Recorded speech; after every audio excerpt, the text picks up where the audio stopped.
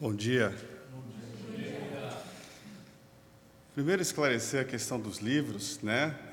É a casa que está dando desconto.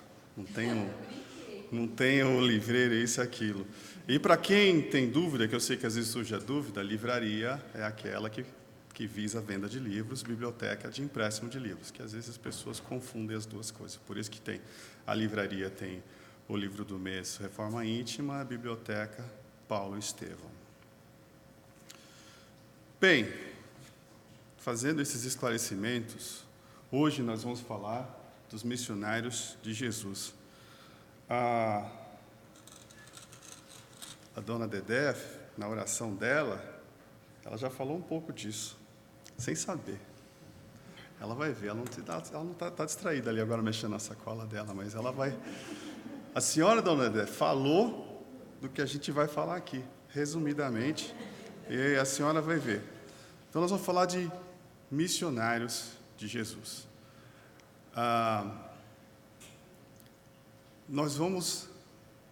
Vou fazer o método americano, não o método latino, brasileiro, francês.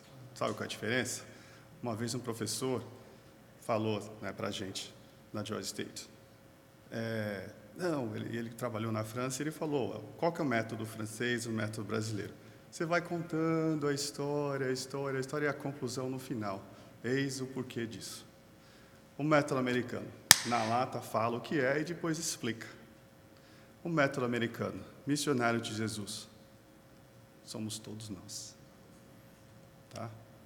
Aqui não tem um missionário falando para o povo, tem um missionário falando para outros missionários. Então nós vamos entender por que somos missionários de Jesus. Então vamos lá no Evangelho segundo o Espiritismo, capítulo 14, item 9. Instruções dos Espíritos, a ingratidão dos filhos e os laços de família.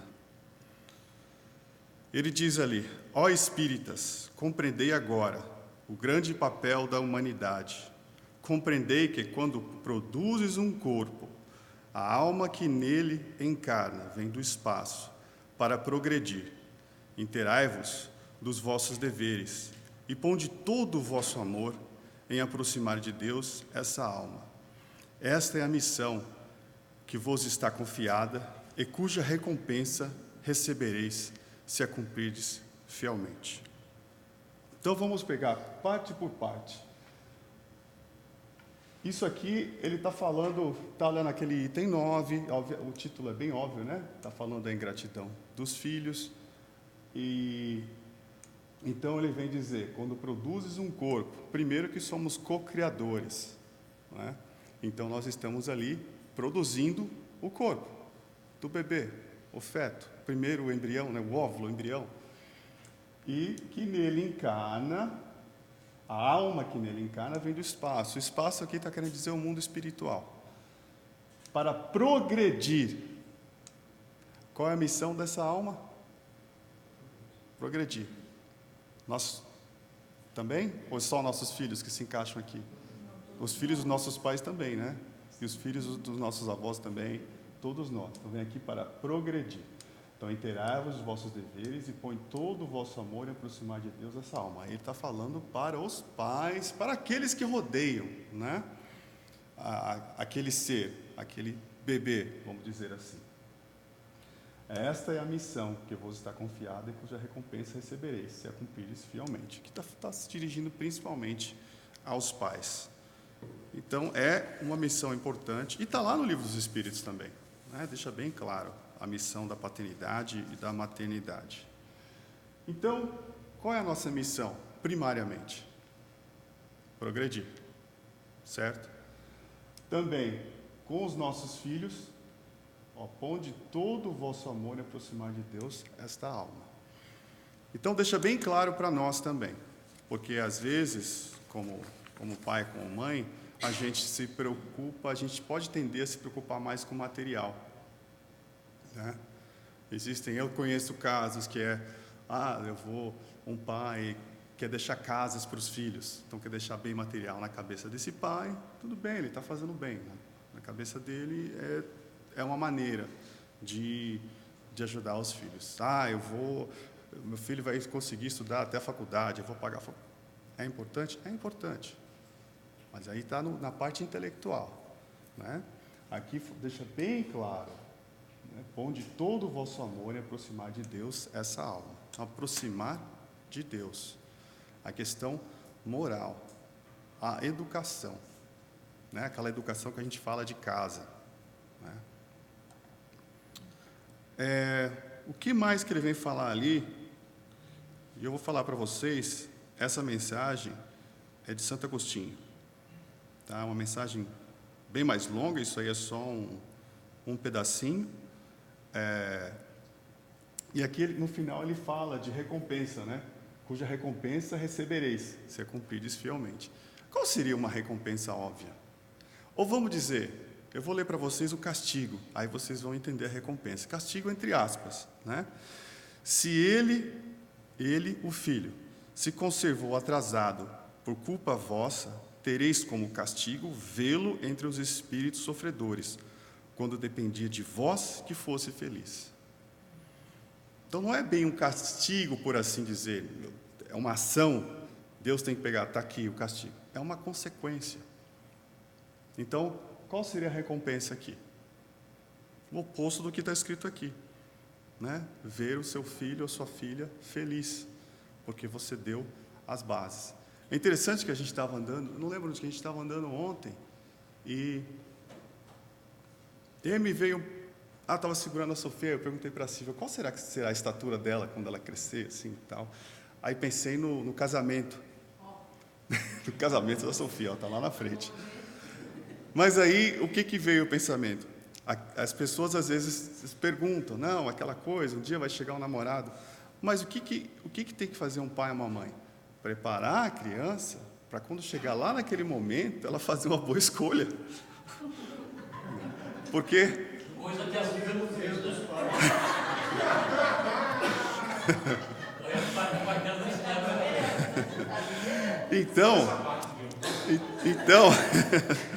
Então, porque muitas vezes é isso, a filha não vai ouvir o pai e a mãe.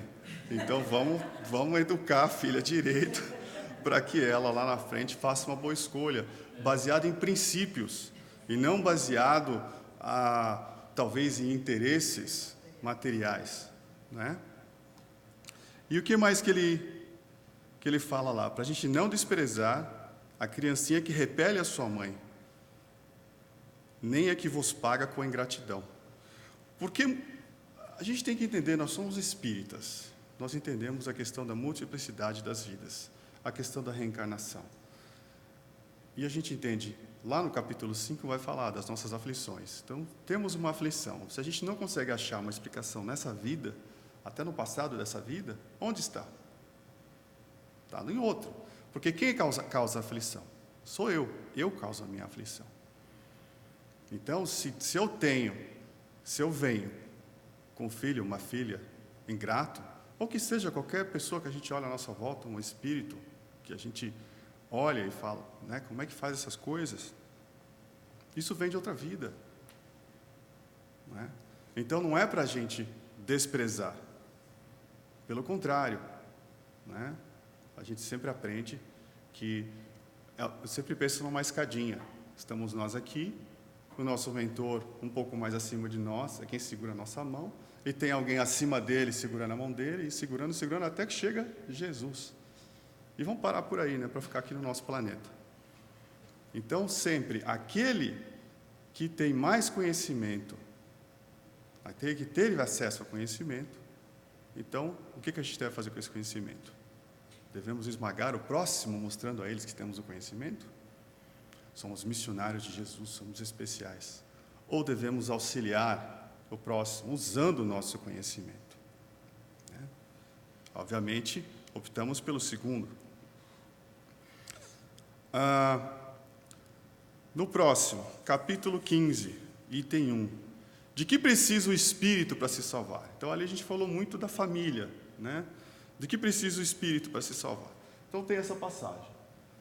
Então dirá o rei aos que estiverem à sua direita: vinde benditos de meu Pai, tomai posse do reino que vos foi preparado desde o princípio do mundo, Porque tive fome e me desses de comer, tive sede e me desses de beber. Não tinha teto e me hospedastes, estive nu e me vestistes, achei-me doente e me visitastes, estive preso e fostes ver-me. Então os justos lhe responderão: Senhor, falando aí a Jesus, né?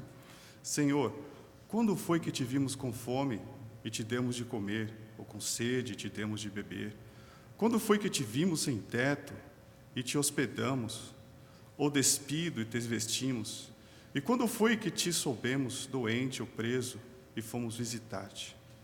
O rei lhes responderá: em verdade vos digo, todas as vezes que fizeste isso a um desses mais pequeninos dos meus irmãos, foi a mim mesmo que o fizestes. Então, Jesus está deixando bem claro que quando a gente está ajudando ao próximo, é Ele mesmo que estamos, é para Ele que estamos fazendo. Então, para quem nós estamos trabalhando? A quem estamos servindo? A Jesus. A Jesus. Então, às vezes, e isso aqui são tudo, talvez eu esqueci de falar no começo, são reflexões atuais minhas, que eu estou compartilhando com vocês. Que está tudo aí, está tudo bem explicado, mas muitas vezes a gente tem dificuldade de entender, né? De colocar em prática. Então, eu me pergunto, por que será? Por que será que a gente tem essa dificuldade? Então, eu fui ali tem a primeira epístola de Paulo aos Coríntios, no capítulo 10, item 23, mas nem todas as coisas edificam. Esse item é intitulado E os Fins, no livro Pão Nosso, de Emmanuel. Então, ele vem falar a questão E os Fins. Para mim, é a questão a gente pensar, o que é o mais importante? O nosso fim, o fim da existência. O que é mais importante? Né? Como o Steve Covey, né? Para quem já leu aquele livro, Os 7 Hábitos das Pessoas Mais Felizes, ele coloca lá um deles, começar com um fim em mente. Eu estou fazendo uma tradução aqui em cima da hora, não sei se faz sentido, mas... E começo do livro, ele coloca, imagina o seu funeral.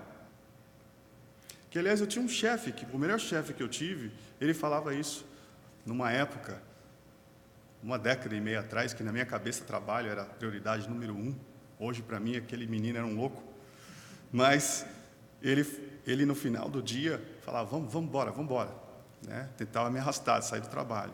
Ele falava assim, pensa bem, você acha que quando tiver lá, seu caixão, e tiver a cerimônia, a sua família vai dizer assim, vai ter um parente que vai dizer, fazia 10 anos que eu não via ele, o outro, 15, 5, mas ele trabalhava muito, ele entregava os projetos, ele trabalhava 100 horas por semana, mas ele conseguia. Você acha que eles vão falar isso? Não. Eles vão estar mais sentindo a sua falta. Talvez, por educação, não vão falar a verdade que sentem, mas a grande maioria sentindo a falta. Porque, no final das contas, o trabalho tem sim a sua importância, claro, para a gente, para as nossas obrigações materiais, e a gente tem que se alimentar, por exemplo, está lá no capítulo 17, o Petrônio gosta dessa parte aí, de se alimentar, de alimentar o corpo, né?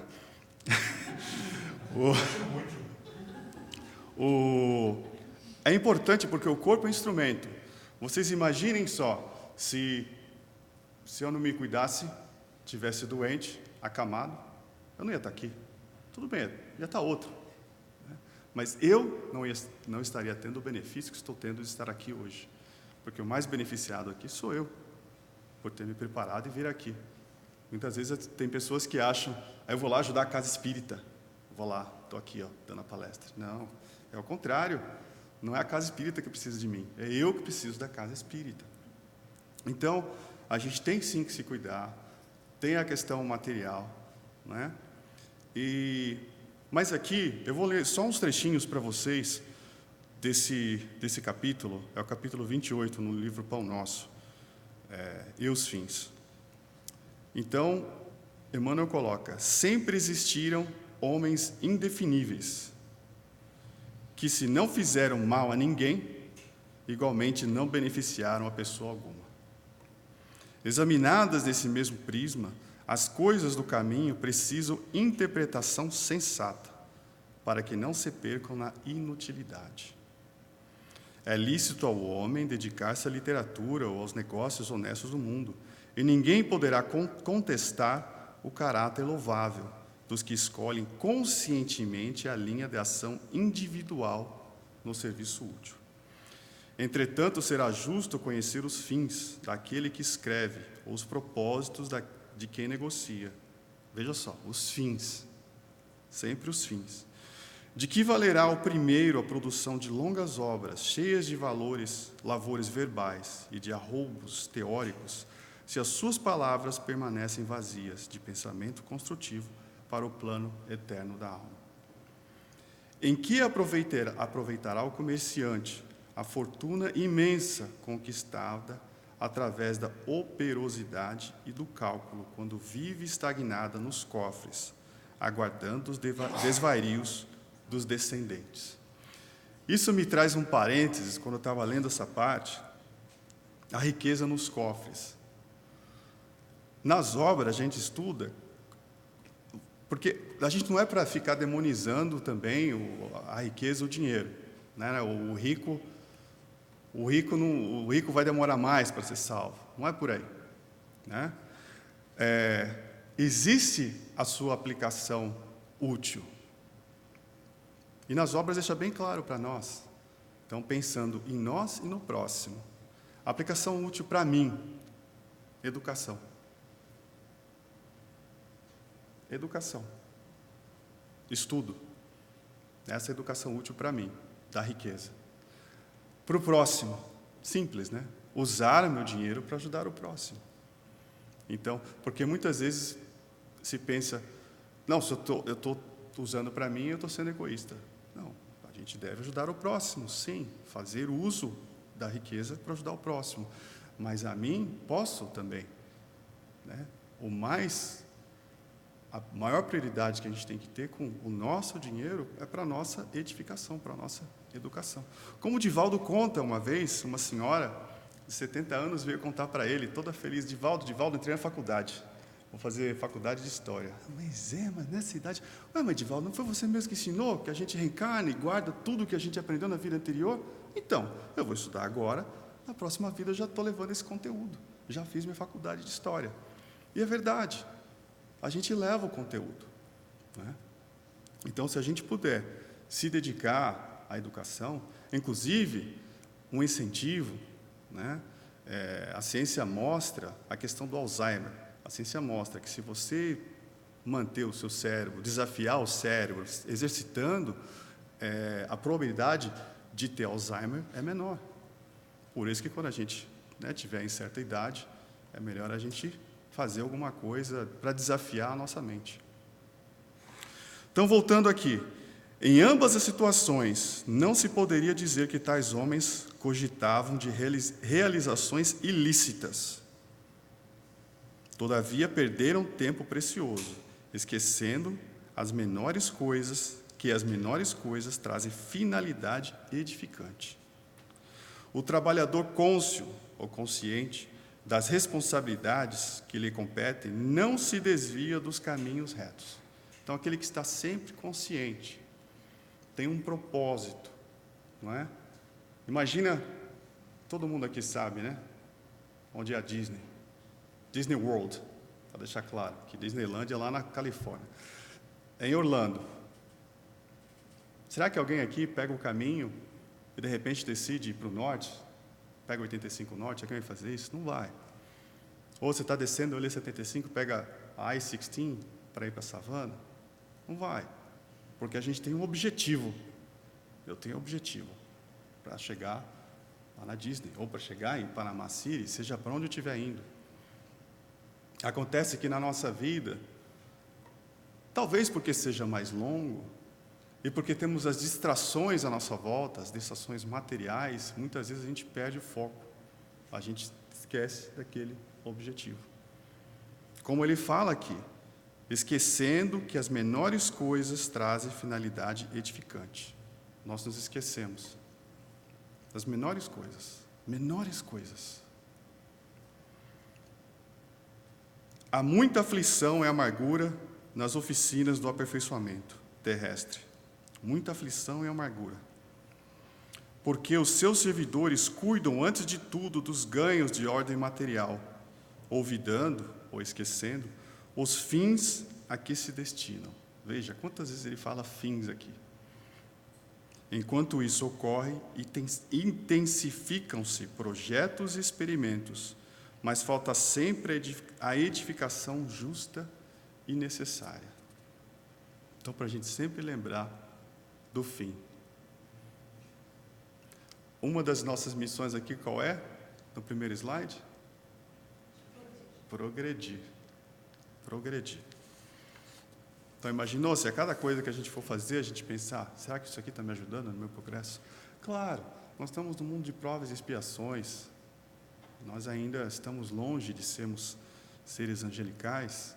Nós vamos falhar, né? De vez em quando, eu quero assistir um vídeo aqui. Eu quero assistir um futebol ali. Esse é um dos meus defeitos, gostar de futebol. A gente, de vez em quando, faz coisas que não edificam. Mas se a gente tentar nas menores coisas, fazer algo que edifica. Outro dia, nessa reflexão, estava entrando numa loja, e deve ter sido intuição, né? E veio assim, que eu possa fazer o dia delas melhor. E era ali um lugar que eu vou, fica, 2, 3 minutos. Então eu tentei ser sorridente, simpático, tá? E saí feliz com aquilo. Foi uma coisa rápida, 2, 3 minutos ali, pega uma coisa, paga, sai. Mas assim, deixa uma boa energia. Como diz Gandhi, para ser a diferença que queremos ver no mundo. A gente não gostaria de ver todos no mundo sendo gentis. A gente vê ali uma carteira cair no chão, a gente não fica feliz que a pessoa pegou e devolveu, não pegou para ela, né? Então vamos ser a diferença. Coisas pequenas, você vê isso de, às vezes, uma interação com alguém, como aconteceu há 18 anos, antes do Espiritismo, nessa encarnação, na minha vida. Eu lembro 18 anos porque era véspera, estava ali perto da data de casamento. Então, para quem já casou sabe que é bem estressante, né? Quando você está chegando ali, um monte de coisa para fazer. Fui estacionar num lugar e tinha que andar até outro lugar. E lembra, né? Nós estamos falando do Brasil, de São Paulo, o estacionamento é pago, não é que nem aqui que é fácil estacionar. E cheguei lá, cheguei atrasado, não pude ser atendido, voltei e fiquei, não lembro, foi 2, 3 minutos. Então eu queria que tivesse uma tolerância, para que eu não pagasse estacionamento. E o rapaz, não tinha. Aí discuti com o rapaz, eu falei, tá, então eu vou pegar lá a carteira no meu carro. E eu percebi que ele foi, fechou o portão, desconfiado, né, que eu ia sair. E fui lá, peguei, paguei, não estava feliz, óbvio. Saí cuspindo o marimbondo, daí veio a educação.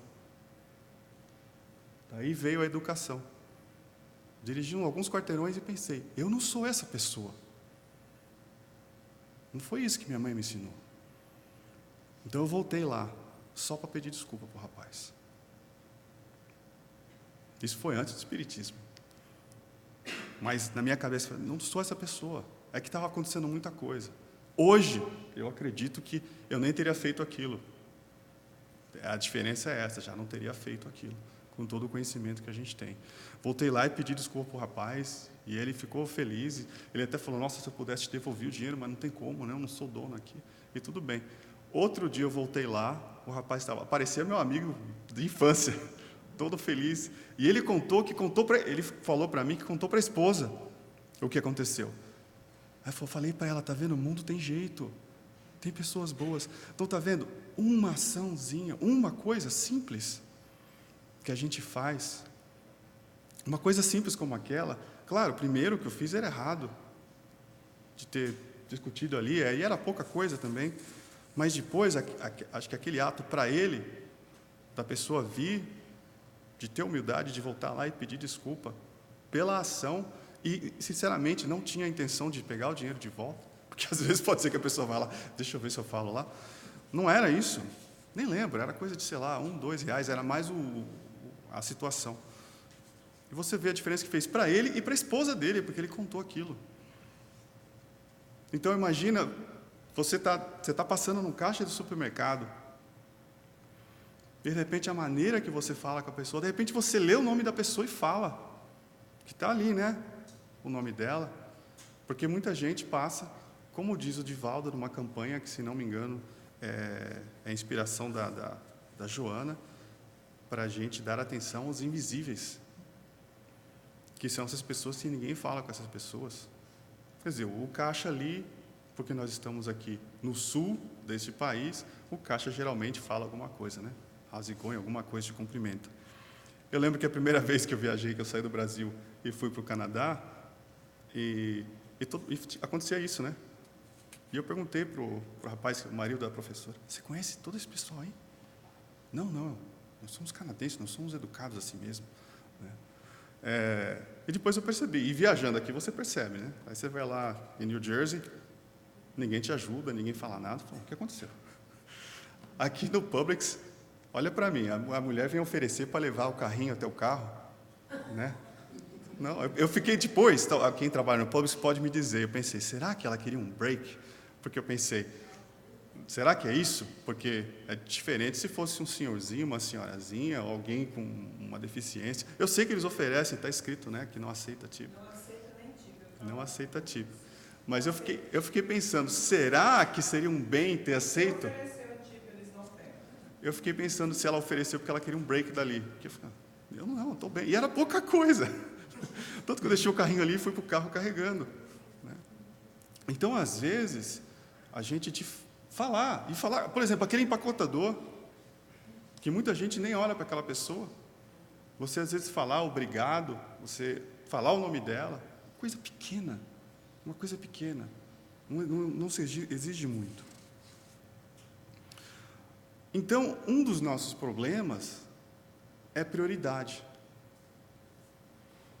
Por isso, os fins, é prioridade. Então, se eu estou naquela, deixa a vida me levar, né? Alguém fala, vamos viajar, mas não diz que é para Orlando, eu pego o carro, vou para cá, vou para lá, eu não sei para onde eu estou indo. Né? Agora, se eu tenho um pensamento, se eu lembro, eu sou um missionário de Jesus, eu sou um representante de Jesus. Então, como diz Francisco de Assis, que a gente deve pregar o Evangelho sempre, falar quando necessário.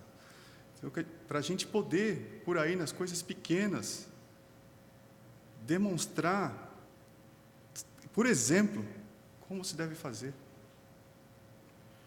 E às vezes alguém vai até perguntar, né? Mas tem gente, pode acontecer com você, alguém pedir para você fazer uma oração, faz uma oração para mim. A pessoa pergunta do nada. Você não tem nem coragem de perguntar, por que você está pedindo isso para mim? Você não vai perguntar isso, mas a pessoa viu alguma coisa, algo de diferente.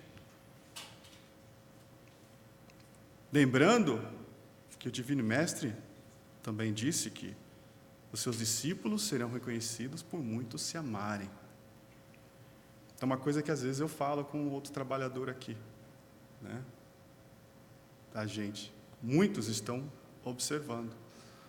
Então imagina se você é um frequentador, entra aqui na casa espírita, ou você está ali no restaurante e você vê a gente almoçando e só falta bater na cara do outro. É assim que são os espíritas? Esses são os seguidores de Jesus? Os cristãos? Independentemente da religião? Eu não quero ser assim, não. Não é assim que muitos pensam? Eu venho de uma família arreligiosa, sem religião. E creio que muito por isso, por ver a hipocrisia que existe por aí, de falar uma coisa e fazer outra totalmente diferente. Como nós fizemos, graças ao conhecimento da multiplicidade das existências, a gente pode dizer, sim, que lá no passado, na Inquisição, em outras épocas, fomos chamados a ser mensageiros, missionários de Jesus, e não conseguimos levar até o fim. E agora imploramos para termos outra chance, para estarmos aqui e fazer diferente. Como eu falo para a Sofia, filha, agora vamos fazer diferente. Papai vai tentar aqui te ensinar e nós vamos junto aqui tentar fazer diferente. Fala com a sua esposa, com seu marido. Vamos tentar fazer diferente. Vamos tentar ser melhor. Vamos progredir. Vamos dessa vez até o fim, e os fins, até o fim dessa encarnação, buscando, priorizando Jesus. Às vezes, a gente falando assim, pode-se pensar, mas ser seguidor, ser missionário, ser mensageiro de Jesus, não, isso aí é o pastor, é o padre, é o palestrante. Não, como a gente estava falando aqui agora há pouco, nas coisas pequenas, porque ser seguidor de Jesus, o que precisa? O que foi que ele nos disse? Qual que é o mandamento? Amai-vos uns aos outros, assim como eu vos amei. Então, o que a gente tem que se esforçar para fazer no dia a dia?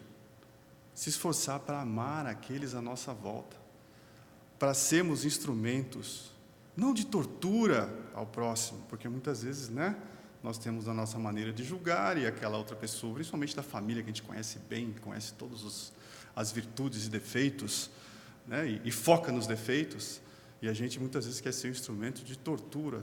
Não, instrumento de redenção. É isso que temos que ser, instrumento de redenção. Não precisa muita coisa para ser missionário de Jesus. É tão simples, É como a gente fala, as coisas, onde estão as coisas, onde está a verdadeira felicidade? Será que é naquela casa nova que a gente compra? Ou será que é no beijo e no sorriso da sua filha, do seu filho?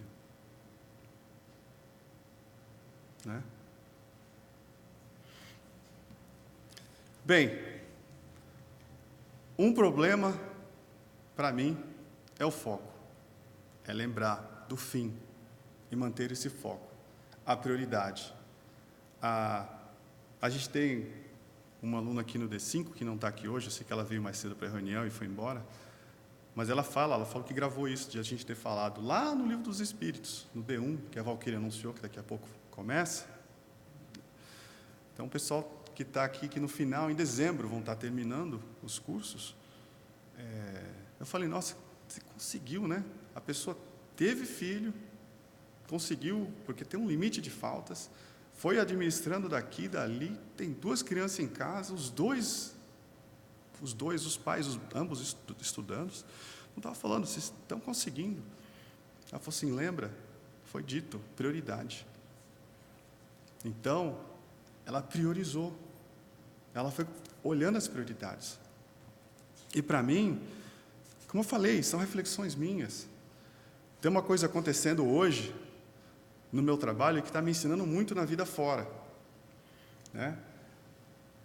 Eu não tenho reuniões o dia inteiro. Agora tem reuniões encavaladas, reuniões simultâneas, querem que eu esteja em 2, 3 lugares ao mesmo tempo. Então, o que acontece? Tem que priorizar. Então, vira e mexe, eu estou conversando com alguém, eu sei que é importante. Eu olho, tá bom, das 10 às 11. No calendário, eu mostro que eu estou ocupado, mas pode mandar, eu vou aceitar e vou na sua reunião, porque a sua é mais importante. Então, isso tem me feito refletir sobre a vida fora do escritório também. Porque muitas vezes a gente diz, mas eu não tenho tempo. A verdade é que ninguém tem tempo, porque o tempo não pertence a ninguém. Alguém aqui pode parar o tempo, com exceção do Superman lá no Movie, para recuperar Lois Lane, lembra? Quem é mais antigo? Acho que Então, o tempo não nos pertence. O tempo é uma sequência de eventos. Agora, o que a gente não teve foi a capacidade de priorizar aquela atividade. Como uma pessoa falou aqui, sim, as pessoas que vêm estudar aqui no sábado, pensa bem, ontem, se bem que ontem era melhor estar no ar-condicionado, né, sábado à tarde. Acho que é isso aqui que está fazendo aquele... Pensa bem, muitas vezes, as pessoas estão aqui, 3:30, até 7:30, enquanto outras pessoas estão onde? Estão na piscina, estão no quintal de casa, fazendo um churrasco. As pessoas estão aqui, priorizando, é a prioridade da pessoa, né? E a gente passa por fases na vida. Então, há fases que a gente tem que priorizar uma coisa ou outra, não é? Então, uma delas, para mim, é prioridade. É a gente lembrar o fim, o porquê, né? E muitas vezes, quando a gente vai reagir, a gente está entre a nossa família, a gente vai falar alguma coisa, a gente vai ter uma reação, lembrar o que eu sei, o que eu estudei, mas não para ficar falando, porque a gente passa por essas fases, né? Eu passei pela fase que, nossa, isso daqui é uma maravilha, descobri uma mina de ouro. O espiritismo, espiritualmente falando, é uma mina de ouro, descobri. Então, o que a gente faz quando a gente descobre? Se a gente não é egoísta, a gente quer dividir. Com quem? Com quem a gente ama. Então, eu pegava assim, que é o evangelho, né? Pai, mãe, tio, tia, abre a boca aí, por favor. Mas não é assim, não adianta. Eu tentei colocar aqui para vocês visualizarem, eu enfiar a goela abaixo. Era isso que eu estava tentando fazer. E aí a gente vai passando por fases, hoje já está na fase assim, não falo nada. Se quiser, pergunta, a gente conversa. É o exemplo, é buscar pelo exemplo, e se quiser falar do assunto, deixa a pessoa puxar o assunto, deixa a pessoa vir perguntar, que às vezes vem, né? Então, é o principal, é o exemplo, por isso que eu estava falando, às vezes está lá na família e vai ter uma reação, opa, quem sou eu? Agora, o que eu estudei, o que eu sei, né? O famoso João 8,32, conheces a verdade e ela vos libertará. É isso que nós estamos fazendo aqui. Nós estamos estudando, por isso que a gente vem na palestra, alguns vêm na aula, estudando para tentar conhecer mais. Para quê, dona Dedé? Para colocar em prática, como ela disse na oração inspirada dela. Falei que ela estava falando já não precisava nem na palestra. A gente tem que lembrar o quê? A quem a gente obedece. Então, Paulo escreveu aos Hebreus, e sendo ele consumado, ele quem? Jesus, veio a ser a causa de eterna salvação para todos os que lhe obedecem. Então, não é aquela coisa de que Jesus morreu para salvar, porque aí seria bem simples, obrigado. Seria bem simples. Mas veja, salvação para quem? Para todos os que lhe obedecem. É aí que vem a salvação, é o obedecer. Então, também, Pão Nosso, ali esse título é de Emmanuel, ele fala, toda criatura obedece a alguém ou alguma coisa. Porque tem aqueles que se dizem anarquistas, né? E tem gente aí hoje, tentando liderar o movimento espírita, falando esse tipo de coisa, mas você está obedecendo a alguém. Como se diz no Evangelho, não se pode agradar a dois servos, para agradar a Deus ou a Mamon. Então, que é o Deus da riqueza. Então, é a parte espiritual ou material. Não dá para agradar dois, não dá para agradar gregos e troianos, né? Então, ele diz lá, ninguém permanece sem objetivo. Então, tem um objetivo. Então, lembra, a gente às vezes esquece aquele fim que deveria ser, que é Jesus. mas a gente começa a focar em outro objetivo. A própria rebeldia está submetida às forças corretoras da vida. O que ele está querendo dizer aqui? Como está em outro livro, que a rebeldia sempre acompanha o sofrimento acompanha a rebeldia. É a consequência. Porque Deus fez as leis para a harmonia, para o bem, para que o bem seja eterno. Então, a partir do momento que eu estou praticando o mal, a rebeldia é um deles, há a reação natural. Eu acabo sofrendo pela minha rebeldia.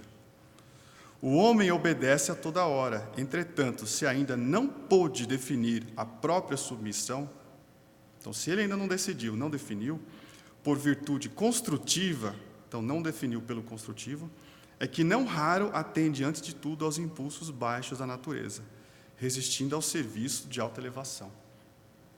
O que ele quer dizer aqui? Então, aquele que não coloca qual que é o meu objetivo e não foca nisso a todo momento, ele acaba se rendendo ali aos impulsos baixos. Baixos, o que quer dizer? Materiais. O que são impulsos materiais? É a gente focar no dinheiro. Imagina, colocar o dinheiro na frente de amigos, de família. É a gente focar na comida. Focar. Né? Não tem nada de errado comer, não. Mas é você colocar aquilo ali como prioridade. Sexo, cigarro, bebida, seja o que for. É muito fácil. Aliás, o livro que a gente falou, né, que é esse aqui, que é até bem fácil, a gente pode olhar aqui, ó, dos vícios. A gula, que a gente já falou. Então, se a gente não se esforça, por quê? Porque também a gente tem as nossas tendências lá de trás. Eu falava para o Gerval, quando comecei lá no teatro, ficava colocando papel de mentor. Coloca um papel trevoso que é mais fácil, porque isso aí a gente já sabe. Mentor ainda não fui. Agora, né? Todos nós, creio eu, não conheço todo mundo aqui, mas a maioria que eu conheço, dá para perceber que passaram pelas trevas, todos nós passamos por lá. Então é mais fácil.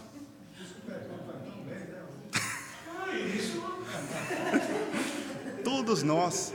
Não só isso, na nossa evolução espiritual, começamos lá com o princípio espiritual, mundo mineral, mundo vegetal, mundo animal, para chegar no mundo hominal. Então é por isso que muitas vezes a gente ataca para se defender. Não é? A melhor defesa é o ataque. O animal é assim. O tubarão é assim. Ele só ataca em duas situações. Uma, quando acabam com a comida dele, como aconteceu em Recife, de acordo com o Ibama. A outra é quando você acua ele. A outra, que é por engano, você está numa prancha lá, ele acha que você é a tartaruga, que é o prato preferido. Pode ver, é só uma mordida ele larga. Claro que a mordida dele é bem forte. Às vezes dá um estrago. Mas o ataque muitas vezes é para se defender. Muitas vezes nós fazemos isso. Às vezes você vai falar com uma pessoa e a pessoa vem lá com 10 pedras na mão. Mas isso aqui veio lá de trás, né? Que a gente ainda traz. Então, continuando aqui, quase sempre transforma a obediência que o salva em escravidão que o condena. O Senhor estabeleceu as gradações do caminho, instituiu a lei do próprio esforço, na aquisição dos supremos valores da vida, e determinou que o homem lhe aceitasse os desígnios, para ser verdadeiramente livre. Mas a criatura preferiu atender à condição de inferioridade e organizou o cativeiro. O discípulo necessita examinar atentamente o campo em que desenvolve a própria tarefa. A quem obedeces? Acaso atendes em primeiro lugar às vaidades humanas ou às opiniões alheias antes de observares o conselho do Mestre Divino? Muitas das vezes se a gente se deixar levar, a gente faz isso. Eu vou agir assim, porque a sociedade aceita, exige que eu haja assim. Porque se eu agir assado, não. Né? Um exemplo pequeno. Você vai lá, Aconteceu uma coisa até engraçada sobre isso. Você vai lá, a gente deixou para lá, mas você vai lá. Ah, mas você não bebe? Não, o pior, né? Quem te conhece lá daquele passado, como diz um amigo meu, a minha vida nessa vida no passado parece outra encarnação. Então, quem conhece aquele, não, mas como assim? Mas você? Não. Então, o que seria mais fácil?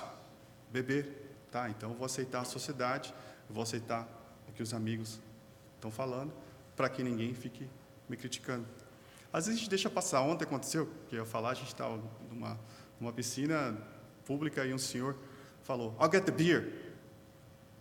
Vou pegar a cerveja. A gente, tá, obrigado. Mas ele falou brincando, era brincadeira. Então a gente deixou, não ia, não senhor, eu não bebo, não ia, né? Deixa para lá, né? Era uma brincadeira dele. Mas atende-se, em primeiro lugar, às vaidades humanas ou opiniões alheias, antes de observares o conselho do mestre. Muitas vezes a gente pode se render a fazer uma coisa porque é o que a sociedade espera, é o que é socialmente aceitável, ao invés de fazer, seguindo aquele prumo, aquele objetivo que a gente tem, né? Como, por exemplo, as pessoas dizerem, não, aquela pessoa lá te fez mal, você vai perdoar a pessoa? E está todo mundo ali dizendo para você não perdoar. Mas, se você tem um rumo... E outra, a gente aprende, o perdão é para mim. A outra pessoa, ela tem os problemas dela. Como diz Joana, o mal que me faz mal não é o mal que me fazem, é o mal que eu faço. Porque esse mal está saindo de mim, eu estou gerando aquele mal. Está fazendo mal para mim, para o meu espírito, para o meu perispírito, talvez chegue no meu corpo. Para terminar aqui, é justo refletir sempre quanto a isso, porque somente quando atendemos em tudo, nos ensinamentos vivos de Jesus, é que podemos quebrar a escravidão do mundo em favor da libertação eterna. E por último, omissão. Porque muitas vezes, como a gente foi lá no comecinho, né? No segundo slide, a gente não faz um bem, mas a gente também não faz o mal. Como na parábola do bom samaritano. Passa o fariseu, passa, se não me engano, o levita, e deixa ele ali, um homem que apanhou, que está ali sofrendo.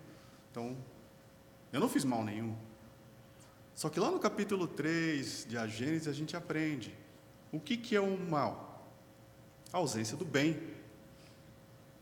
A ausência do bem. Então, se eu não fiz o bem, eu, potencialmente, estou deixando que o mal se manifeste ali.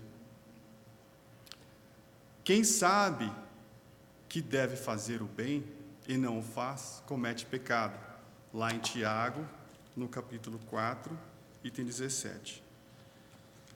Nesse livro, que foi compilado pela Valquíria, que a gente falou, é legal que ele deixa bem explicadinho. Então, omissão. Para começar, muitas vezes a gente entra em discussões para depois entender que a gente estava falando de coisas diferentes, né? Quer ver? Petrônio, o que é canjica? Olha lá. Para mim é canjica. Aí outro dia a gente falando aqui da receita, a pessoa esqueceu do coco ralado. Lá de onde, né, em São Paulo a gente põe coco ralado, o outro não. Enfim, a gente está falando de coisas diferentes. E canjica é outra coisa. Como a sogra do meu irmão veio canjiquinha, adoro canjica. Eu achei que canjiquinha era um jeito carinhoso. Quem sabe está dando risada, né? Canjiquinha é feito com quirela. Eu tenho um problema com esse milho amarelo aí obrigado, eu achei que era outra coisa. Definição de omissão: é ato ou efeito de omitir, é o deixar de fazer, dizer ou escrever, é o não agir quando se esperaria que o fizesse. Então ele vem explicar aqui, compreendendo, pela ação ou pela omissão podemos cometer delitos contra o nosso semelhante. Quando fazemos o mal deliberadamente, estamos intricando a nossa situação, pois essa ação que por vontade própria prejudica outrem. Mas existe uma outra forma de imperfeição, é o mal que surge pela consequência da omissão. Fazer o bem é imperativo da lei divina. Então, Paulo, na carta ao Efésio, no capítulo 4, item 14, ele diz: desperta tu que dormes. Isso é para terminar a nossa exposição de hoje. Para a gente lembrar, nós somos missionários de Jesus.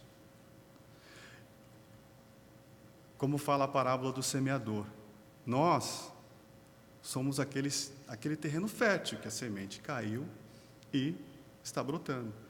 Existem outros que são pedras, outros que estão nos espinhos, que é o materialismo, outros que os pássaros vieram e levaram a semente. Então, tem muitas pessoas, milhares, se não bilhares, que ainda não compreenderam a mensagem do Cristo. Nós já estivemos lá em outras vidas, que não compreendemos, que matamos, talvez, em nome do Cristo, ou quem seguia o Cristo. Tem muita gente precisando de ajuda, e não é só material. Quer ver? Eu devo estar aqui há o quê? 48 minutos. 48 minutos. Vou pedir uma ajuda de vocês para a gente fazer uma conta rápida. Quantos 12 minutos passaram até agora? 4?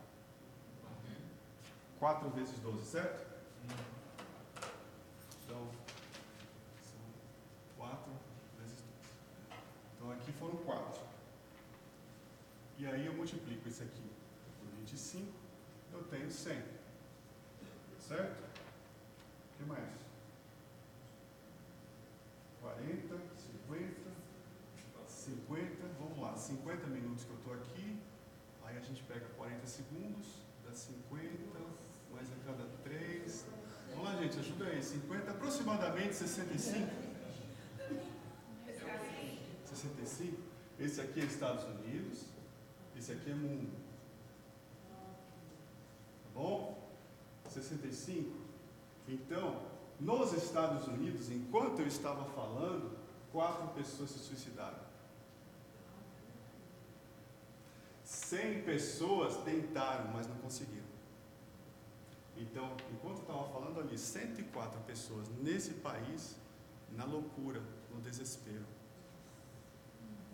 No mundo, foram 65, porque é uma a cada 40 segundos.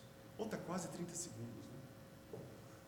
E você também pega, porque a cada uma tentativa você tem 25 mal-sucedidas, que não conseguem consumar o suicídio. Né? Então, e também um outro dado, 50% da população nesse país passam por episódio de depressão. Depressão forte. E eu pelo menos conheço, pelo menos uma pessoa, hoje. Talvez vocês também conheçam. Só que olha que interessante, 80% a 90% das pessoas que buscam tratamento para a depressão, elas têm um sucesso no tratamento. 80% a 90%. Então, às vezes, nesse caso, um amigo, uma amiga, que nos liga, que nos fala, porque a nossa tendência, depressão, não, para de frescura, isso é uma tristeza, vai passar. É a pior coisa que a gente pode fazer. Talvez o que a gente pode fazer é ouvir a pessoa e passar para a pessoa, busca ajuda também fora, vem buscar na casa espírita e também fora, busca ajuda profissional. Trata dos dois lados. E eu falo dessa questão da pessoa, por quê? Porque tem a questão do atendimento fraterno, que muita gente acha que atendimento fraterno é só aqui dentro. Então, às vezes, alguém me liga, ou eu ligo para alguém. Aqui, por exemplo, eu consigo contar 1, 2, 3, deixa eu ver, pelo menos 3, que já foram meu atendente fraterno pelo telefone, nesses últimos 6, 7 anos, que a pessoa talvez não sabe, mas fala coisas que, alivia a gente. Então, da mesma maneira, às vezes uma pessoa está querendo falar com a gente. Como aquela história de Chico Xavier, ele tem que pegar o ônibus dele, e a senhora, naquela época ele fazia a psicografia, eram prescrições homeopáticas, né? Era Bezerra de Menezes e Chico. Então, no dia seguinte, a senhora não estava conseguindo ler, né? Para ir lá pedir o remédio. E aí, Chico, e ele, não, eu tenho que pegar um ônibus. E para quem conhece as histórias de Chico, assim como o Divaldo também, o mentor que eles têm, Emmanuel apareceu para ele, Chico, vai atender a senhora. Mas é rápido, é 2 minutos, você vai ajudar a senhora. Foi lá, leu e falou para ela, obrigado, seu Chico. Aí ele foi correndo para o ônibus. Emmanuel apareceu de novo para ele e falou, Chico, olha para trás agora. Vi assim, energias brancas saindo dos lábios dela e vindo para ele, para o peito dele. Porque ela estava feliz, estava grata pela atitude dele, que custou talvez 2 minutos. Uma coisa tão simples, como a gente estava falando aqui, o simples, no dia a dia, para a gente lembrar do simples.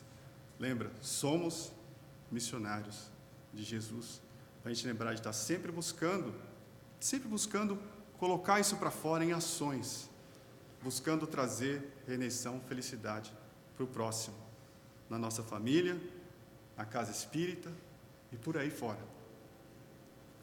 Então vamos agora fazer a nossa oração.